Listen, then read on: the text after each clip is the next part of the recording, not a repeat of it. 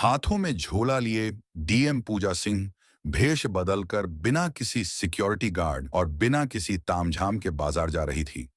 वह खुद अपनी आंखों से देखना चाहती थी कि सिस्टम आम लोगों के साथ कैसे काम करता है।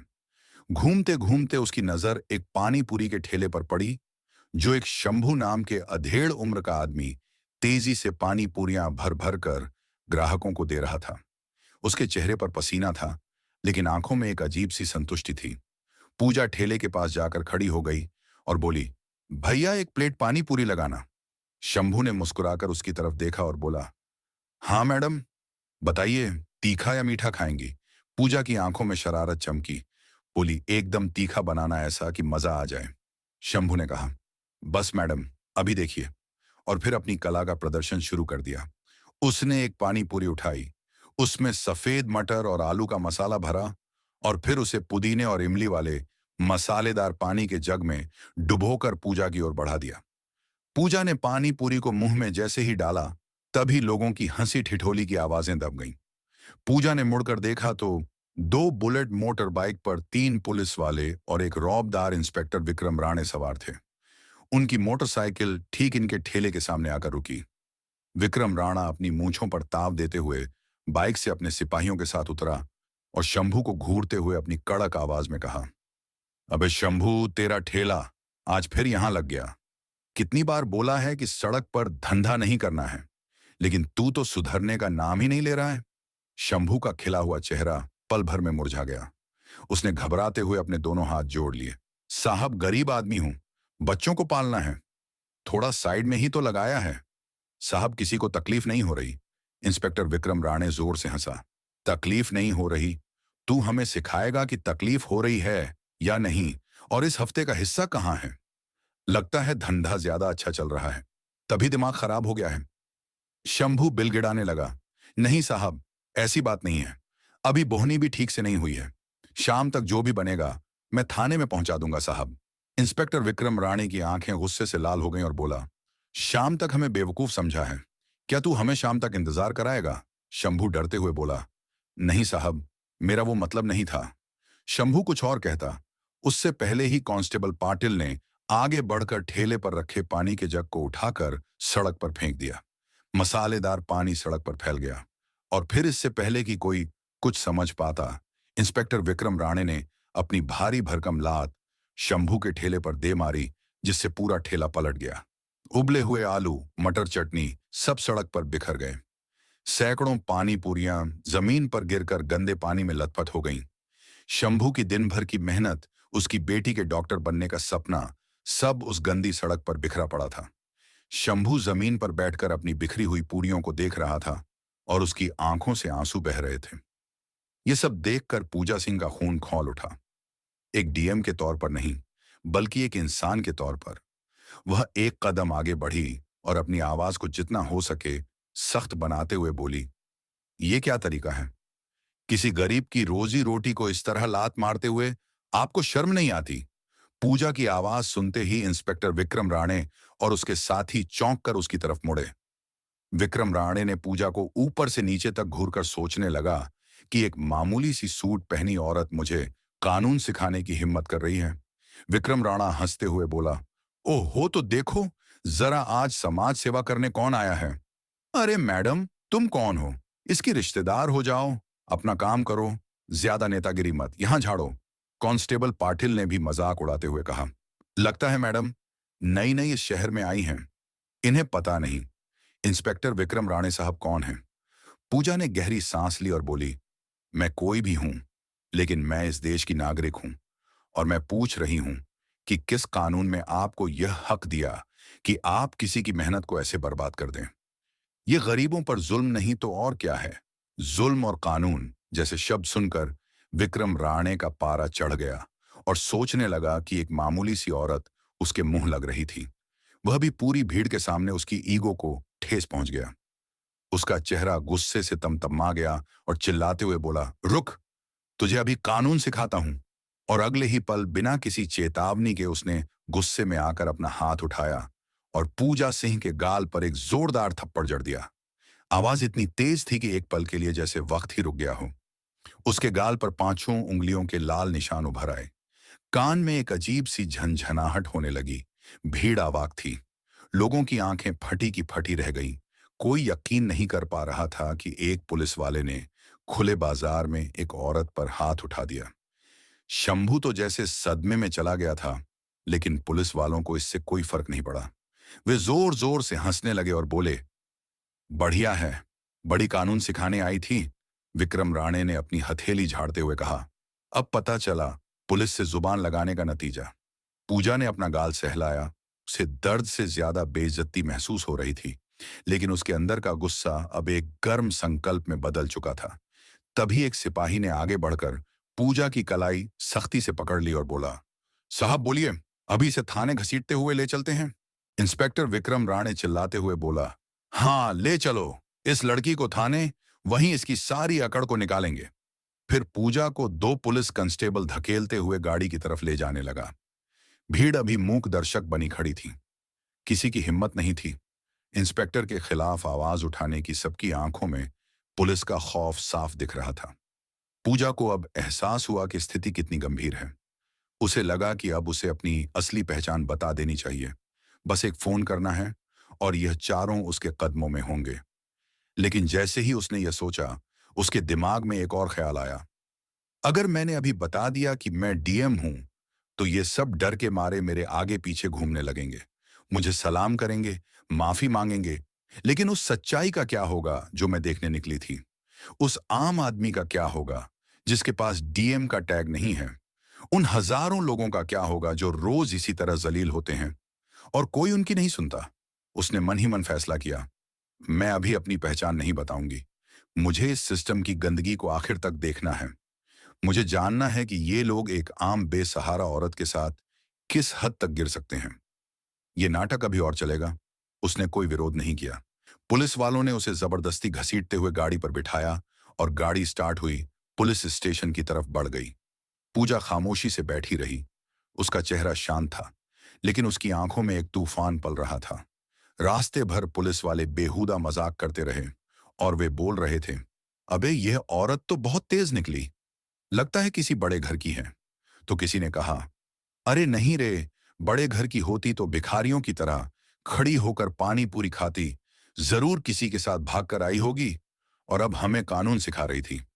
हाँ हाँ हाँ, थाने चलने दे, सारी हेकड़ी निकाल देंगे। विक्रम राणे साहब का हाथ खाकर कोई सीधा खड़ा नहीं रह पाता। पूजा ने उनकी हर बात सुनी, लेकिन एक लफ्ज सा नहीं बोली। वह हर चेहरे को, हर नाम को अपने जहन में कैद कर रही थी। थाना पहुंचते ही उसे गाड़ी से लगभग घसीट कर उतारा गया। विक्रम राणे ने चिल्लाते हुए आदेश दिया, डालो इसे लॉकअप में। एक महिला कांस्टेबल, जो शायद नाम की महिला थी, पूजा को पकड़ा और उसे औरतों के लॉकअप की तरफ धकेल दिया और बाहर से लोहे का दरवाजा बंद कर दिया। लॉकअप के भीतर का माहौल किसी नर्क से कम नहीं था। एक छोटा सा घुटन भरा कमरा, कोनों में गंदगी जमा थी। एक बदबूदार कंबल एक कोने में फेंका हुआ था। वहां पहले से ही दो और औरतें सहमी हुई बैठी थीं। एक की उम्र करीब 40 के आसपास थी। उसका नाम लक्ष्मी था और दूसरी एक 24 उम्र की लड़की थी। उसका नाम रीना था। पूजा को देखकर लक्ष्मी ने सहमी हुई आवाज में पूछा, बहन तुझे क्यों पकड़ा? क्या किया तूने? पूजा ने एक गहरी सांस ली। उसके गाल पर अभी जलन हो रही थी। उसने हल्की मुस्कान के साथ जवाब दिया, मैं एक गरीब की मदद करने की गलती कर दी। लक्ष्मी ने एक ठंडी आह भरी, गरीब, हम गरीबों के लिए इस देश में कोई जगह नहीं है बहन। यहाँ कानून सिर्फ अमीरों के लिए है। देख लेना, अगर तेरे पास पैसे नहीं हैं या कोई बड़ी जान पहचान नहीं है, तो यह तुझे बहुत सताएंगे। रीना, जो अब तक चुप थी, रोते हुए बोली, दीदी ये लोग बहुत बुरे हैं। मैंने बस अपनी पसंद के लड़के से शादी करने की सोची थी। मेरे घर वालों ने ही मुझे पुलिस से पकड़वा दिया। ये लोग मुझे सुबह से पीट रहे हैं, कह रहे हैं कि कबूल कर कि तूने चोरी की है। पूजा का दिल दहल गया। ये थी जमीनी हकीकत, ये था वह सिस्टम जिसकी वह मुखिया थी। कुछ देर बाद इंस्पेक्टर विक्रम राणे खुद लॉकअप के पास आया। वह पान चबा रहा था।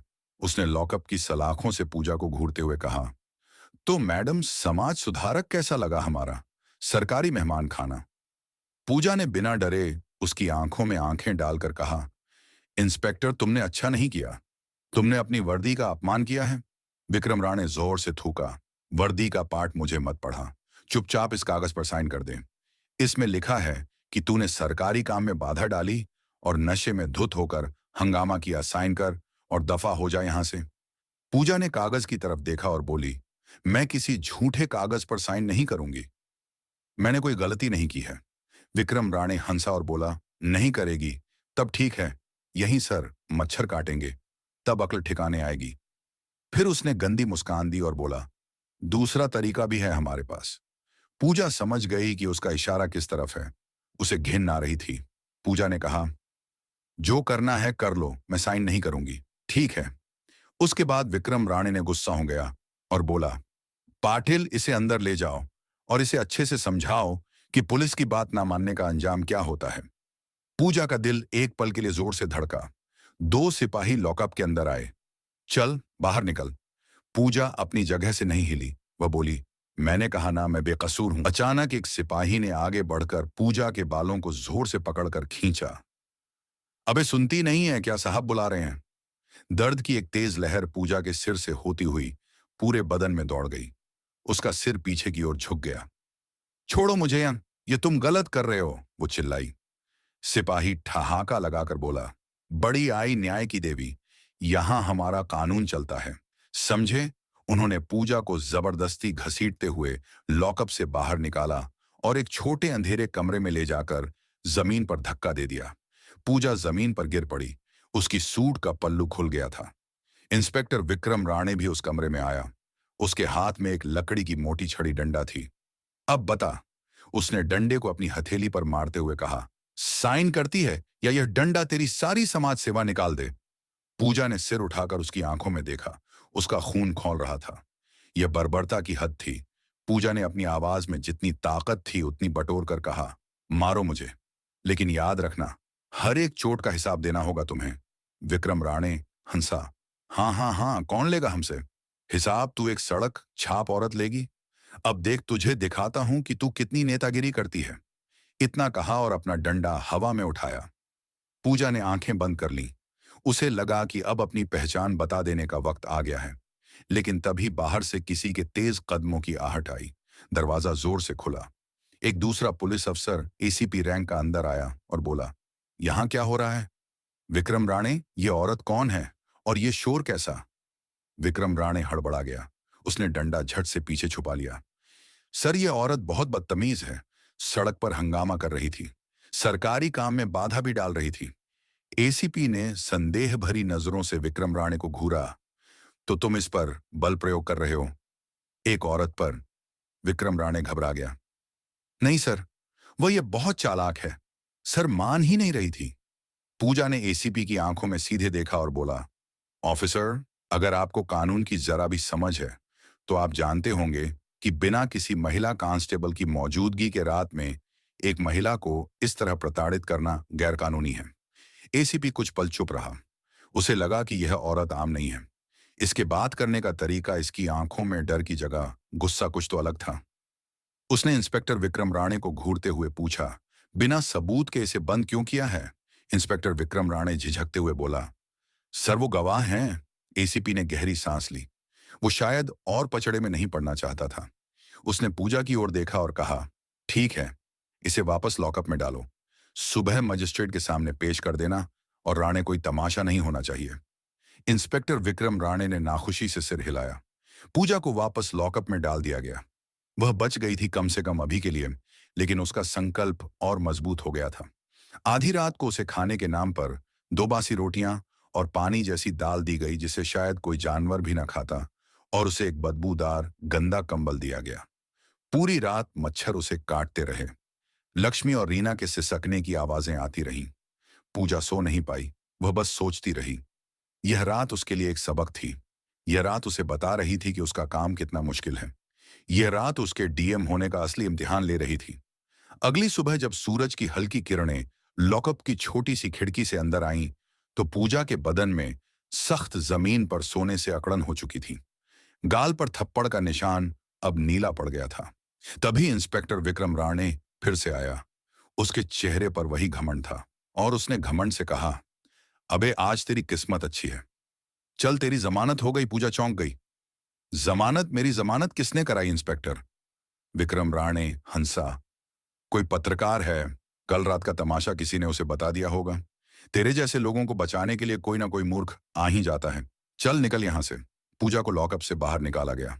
बाहर पुलिस स्टेशन के वेटिंग एरिया में एक नौजवान लड़की कैमरा लिए खड़ी थी। वह शायद कोई लोकल न्यूज चैनल की रिपोर्टर थी। उसका नाम मीरा था। मीरा ने शायद शंभू से या भीड़ में से किसी से खबर पाली थी। मीरा ने पूजा को देखते ही अपना कैमरा ऑन कर दिया। मैडम, आप पर क्या आरोप लगाया गया है? इससे पहले कि मीरा अपना सवाल पूरा करती, कांस्टेबल पाटिल ने उसे धकेल दिया। एक कैमरा बंद कर, चल भाग यहां से। ये पुलिस स्टेशन है, कोई न्यूज रूम नहीं। इंस्पेक्टर विक्रम राणे भी बाहर आ गया और बोला, चल बे औरत, निकल यहां से, जमानत मिल गई ना, अब ज्यादा तमाशा मत कर। पूजा वहीं खड़ी रही। उसकी नजरें थाने में इधर उधर घूम रही थीं। थोड़ी दूर पर वही बूढ़ी महिला रोती हुई गिड़गिड़ा रही थी, साहब मेरे बेटे को छोड़ दो, वह बेकसूर है। लेकिन वहां बैठा दरोगा उसे धमका रहा था, भाग यहां से बुढ़िया, वरना तुझे भी पोते के साथ अंदर डाल दूंगा। यह देखकर पूजा का सब्र का बांध टूट गया। बस बहुत हो गया। इंस्पेक्टर विक्रम राणे ने पूजा को घूरते हुए कहा, खड़ी क्यों है, दफा हो जा। पूजा ने गहरी सांस ली। वह धीरे से इंस्पेक्टर विक्रम राणे की तरफ मुड़ी। उसकी आवाज ठंडी शांत, लेकिन किसी तेल की तरह सख्त थी। इंस्पेक्टर विक्रम राणे, जो उसे दफा हो जा कहने वाला था, एक पल के लिए चिटक गया। इसे मेरा पूरा नाम कैसे पता? पूजा ने अपनी नजरें कांस्टेबल पाटिल पर गड़ाई। कांस्टेबल अशोक पाटिल। फिर उसने बाकी दो सिपाहियों को देखा, कांस्टेबल मोरे और कांस्टेबल शिंदे। अब चारों के चेहरे पर हवाइयां उड़ने लगी थीं। पत्रकार मीरा भी हैरान थी। यह सब क्या हो रहा है? तभी पूजा ने अपने सूट में से एक छोटा सा साधारण सा मोबाइल फोन निकाला। यह उसका पर्सनल अनऑफिशियल फोन था। पुलिस वालों के चेहरे पीले पड़ गए। उन्हें लगा कि यह किसी को फोन करके बुला रही है। इंस्पेक्टर विक्रम राणे चिल्लाया, अबे फोन छीन ले इसका। कांस्टेबल पाटिल जैसे ही आगे बढ़ा, पूजा ने अपनी उंगली उठाकर उसे रोक दिया।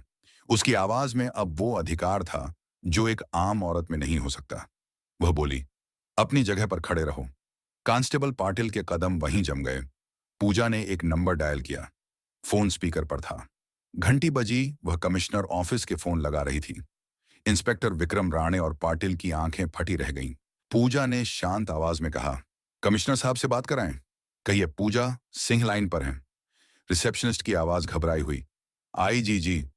Madam, 1 minute. कुछ ही सेकंड में फोन पर एक भारी आवाज आई, पूजा जी आप सब ठीक है, आपने इस नंबर पर फोन किया? पूजा की नजरें अभी विक्रम राणे पर टिकी थीं, जो पसीने से तरबतर हो रहा था और कांप रहा था। पूजा ने कहा, नहीं सर, सब ठीक नहीं है। मैं इस वक्त कोथरूड पुलिस स्टेशन में हूं। मैं यहाँ की मेहमान थी, रात भर आपके लॉकअप में गुजारी है। फोन के दूसरी तरफ सन्नाटा छा गया। कमिश्नर को लगा कि उन्होंने गलत सुना है। क्या आप लॉकअप में थीं? मजाक कर रही हैं मैडम आप? तभी पूजा ने कहा, इंस्पेक्टर विक्रम से पूछ लीजिए सर, उन्होंने कल रात मुझ पर हाथ भी उठाया था। बाकायदा हथकड़ी लगाकर मुझे यहां लाया गया। मैं चाहूंगी कि आप तुरंत अपनी इंटरनल अफेयर्स की टीम के साथ यहां पहुंचें, और हाँ, एसएसपी साहब को भी साथ लेते आइएगा। यहां सिस्टम में कुछ ज्यादा ही गंदगी फैल गई है, उसे साफ करना है। जी मैडम, मैं बस 5 मिनट में पहुंच रहा हूं। मैडम, कमिश्नर की घबराई हुई आवाज आई और फोन कट गया। अब पुलिस स्टेशन में मौत जैसा सन्नाटा था। इंस्पेक्टर विक्रम राणे का चेहरा सफेद पड़ चुका था। उसके हाथ पैर कांप रहे थे। वो हकलाते हुए बोला, मैडम आप कौन हैं? पूजा सिंह ने अपनी बालों को, जो अब तक बिखरे हुए थे, उन्हें एक झटके से संवारा। वो 2 कदम आगे बढ़ी और विक्रम राणे की आंखों में आंखें डालकर बोली, मैं पूजा सिंह हूं, इस जिले की डिस्ट्रिक्ट मजिस्ट्रेट। ये 2 शब्द नहीं थे। ये विक्रम राणे और उसके साथियों के लिए मौत का फरमान थे। इंस्पेक्टर विक्रम राणे की हालत ऐसी हो गई जैसे उसे सांप सूंघ गया हो। उसके हाथ से डंडा छूटकर जमीन पर गिर गया। कांस्टेबल पाटिल तो जैसे पत्थर का बन गया था। पत्रकार मीरा का कैमरा अब भी ऑन था। उसका दिमाग घूम गया था। जिले की डीएम भेष बदलकर, और उसे पुलिस ने पीटा। ये तो सदी की सबसे बड़ी खबर है। विक्रम राणे की जुबान लड़खड़ा रही थी। हमसे गलती हो गई मैडम, हमें पता नहीं था। वो घुटनों के बल जमीन पर गिरने ही वाला था कि पूजा ने अपनी आवाज से उसे रोक दिया। खड़े रहो इंस्पेक्टर। उसकी आवाज में इतना रोब था कि विक्रम राणे वहीं जम गया। ठीक 5 मिनट बाद थाने के बाहर सायरन की आवाजों का एक पूरा काफिला गूंज उठा। एक दो नहीं, करीब आधा दर्जन गाड़ियां जोर से ब्रेक लगाकर रुकी। गाड़ियों से पुलिस के बड़े बड़े अफसर उतरे। सबसे आगे खुद पुलिस अधिकारी एसपी थे। उनके पीछे एसएसपी और कई दूसरे सीनियर अधिकारी। वे सब लगभग दौड़ते हुए थाने के अंदर आए। अंदर का नजारा देखकर वे सन्न रह गए। जिले की डीएम पूजा सिंह एक मामूली सी कपड़े पहनी खड़ी थी। उनके गाल पर थप्पड़ का नीला निशान साफ दिख रहा था। साड़ी पर धूल लगी थी, बाल बिखरे हुए थे। एसपी साहब ने पूजा सिंह को देखते ही जोर से सैल्यूट ठोका। मैडम, ये क्या हो गया? उनके पीछे खड़े एसएसपी और बाकी अफसरों ने भी फौरन सैल्यूट किया। थाने का जो भी स्टाफ अब तक तमाशा देख रहा था, वे सब डर के मारे कांपते हुए अटेंशन की मुद्रा में खड़े हो गए। जिस इंस्पेक्टर विक्रम राणे ने कल रात डीएम को थप्पड़ मारा था, वह अब थर थर कांप रहा था। पूजा ने एसपी की तरफ देखा। कमिश्नर साहब, कल रात मैंने अपनी आंखों से देखा कि आपकी पुलिस आम जनता के साथ कैसा सुलूक करती है। उसने शंभू के ठेले की पूरी घटना बताई और कहा, जब मैंने उन्हें रोकने की कोशिश की तो आपके इस बहादुर इंस्पेक्टर विक्रम राणे ने मुझ पर हाथ उठाया, सिर्फ इसीलिए कि मैंने एक गरीब के हक में आवाज उठाई। एसपी का चेहरा गुस्से और शर्मिंदगी से लाल हो गया। उन्होंने विक्रम राणे को घूर कर देखा। विक्रम राणे अब तक जमीन पर घुटनों के बल गिर चुका था। वह दोनों हाथ जोड़कर गिड़गिड़ा रहा था। मैडम, मुझे माफ कर दीजिए। मेरे बच्चों का वास्ता है मैडम। मुझसे भूल हो गई। मैं आपको पहचान नहीं पाया। पूजा की आंखें आग उगल रही थीं। बस यही तो दिक्कत है। पूजा जोर से गरजी। तुमने मुझे इसलिए नहीं पीटा कि मैंने कोई जुर्म किया था। तुमने मुझे इसीलिए पीटा क्योंकि मैं एक आम औरत दिख रही थी। अगर मैं डीएम नहीं होती तो क्या तुम मुझे कल रात उस कमरे में मारते पीटते?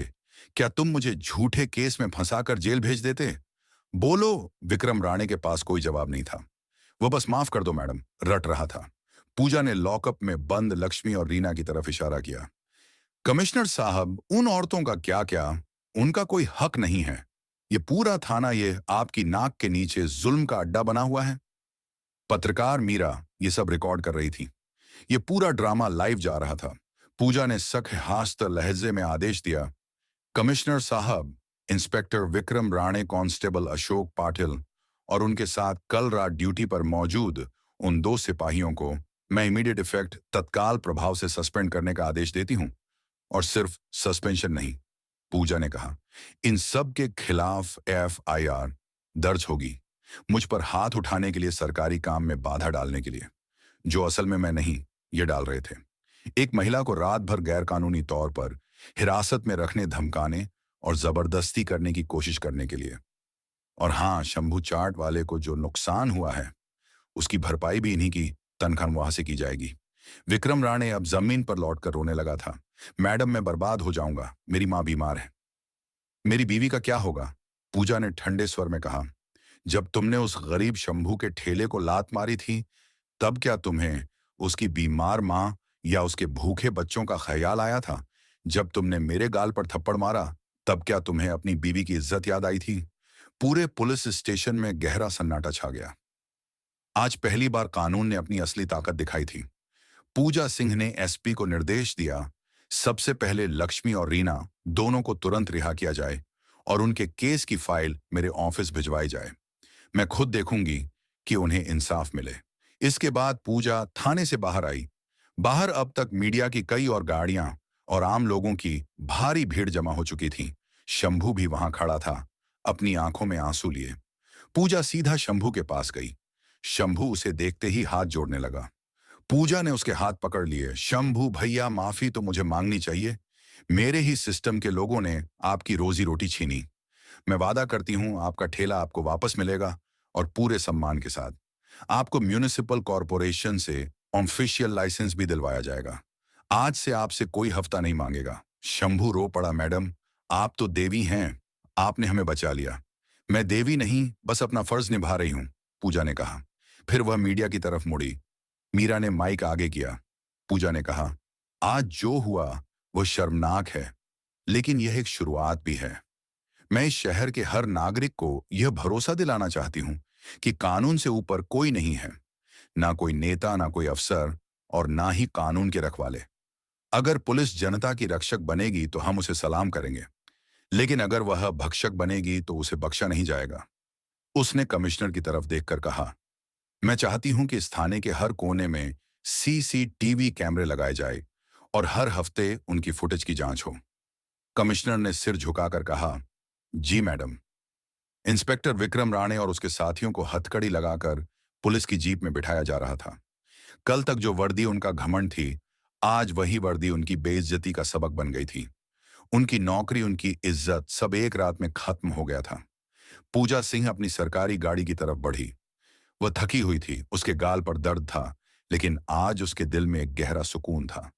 ऐस बड़ी ही दफ्तर से नहीं, बल्कि जमीन से जुड़कर उसने आज सिस्टम की एक बड़ी ले ली। गंदगी को साफ किया था। गाड़ी स्टार्ट हुई। पूजा ने शीशे से बाहर देखा। लोग उसकी जय जयकार कर रहे थे। शंभू उसे हाथ जोड़कर विदा कर रहा था। पूजा ने आंखें बंद कर ली। यह लड़ाई लंबी थी। यह सिर्फ एक रानी की कहानी नहीं थी। यह उस पूरे सिस्टम को बदलने की लड़ाई थी, जिसकी जिम्मेदारी अब उसके कंधों पर थी। और वह इस जिम्मेदारी को निभाने के लिए पूरी तरह तैयार थी। पुणे की वह सुबह एक आम सुबह नहीं थी। वह एक नई उम्मीद, एक नए इंसाफ की सुबह थी। तो दोस्तों, यह कहानी केवल मनोरंजन और शिक्षा के उद्देश्य से बनाई गई है। इसमें दिखाए गए सभी पात्र, घटनाएं और संवाद काल्पनिक हैं। किसी भी वास्तविक व्यक्ति, संस्था या घटना से इनका कोई संबंध नहीं है। कृपया इसे केवल कहानी के रूप में देखें और इसका आनंद लें। हम किसी की भावनाओं को ठेस पहुंचाना नहीं चाहते। अगर आपको यह कहानी पसंद आई हो तो इसे लाइक करें और ज्यादा से ज्यादा लोगों तक शेयर करें।